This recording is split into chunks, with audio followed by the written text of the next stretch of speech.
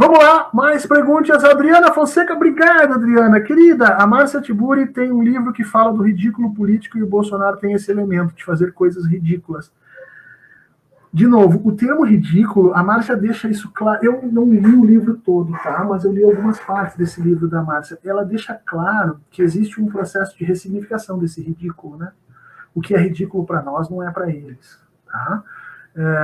E aí a gente tem que olhar isso com um pouco de cuidado. E vocês têm que entender que, assim, a Damares falando aquele monte de asneira, o próprio Bolsonaro falando um monte de asneira, o Ernesto Araújo, que era o antigo ministro das Relações Exteriores, falando aquele monte de asneira, os filhos dele o tempo todo falando aquele monte de asneira, isso tudo é para dar um sentido, é para construir aquela estrada que a gente falou. Lembra que eu fiz a associação da ideologia como uma estrada, como um caminho?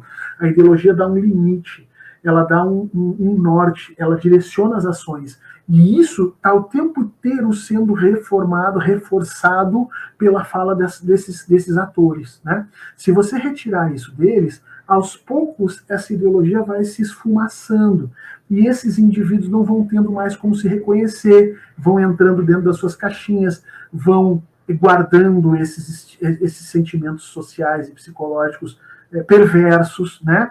E vão se escondendo. Não quer dizer que esses monstros não continuem existindo, mas eles vão ser contidos. Por isso que o Bolsonaro precisa dessa gente toda falando o tempo inteiro. Precisa continuar falando ridículo, defendendo coisas absurdas. Por isso que ele, em pleno 2021, no final de 2021, continua falando contra a vacina, porque esse é o caminho ideológico dele. Se ele não fizer isso, ele perde o seu grupo de apoiadores. Ele perde essa massa que ele tem. Ele é a ressignificação que ele fez da realidade. Ele é essa narrativa política. Ele não tem existência fora dela. E é por isso que nunca você vai conseguir domesticar um fascista. É por isso que um fascista nunca vai poder conviver em uma democracia.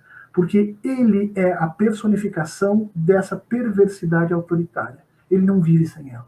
Diferentemente de um neoliberal. Um neoliberal é capaz de viver num regime liberal, capaz de viver num regime autoritário, capaz de viver até num regime de esquerda. Ele vive. Um fascista não. Ele deixa de ter existência política para isso.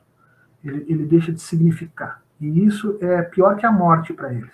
Por isso que o Bolsonaro jamais vai mudar de atitude. Por isso que ele vai continuar seguindo naquele mesmo caminho. E por isso que ele é tão importante.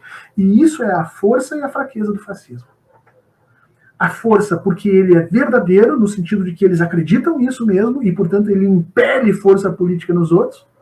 E a fraqueza porque ele não tem jogo de cintura para aguentar a realidade fática, as coisas do mundo. As coisas do mundo vão batendo no fascista e ele não tem como responder. A pandemia bateu nele, a pobreza bateu nele, o STF começa a bater nele, os limites da institucionalidade brasileira vão batendo nele e ele não tem jogo de cintura para resistir. Ele não consegue se adaptar a isso. Então é a força e a fraqueza desse sistema a mesma situação.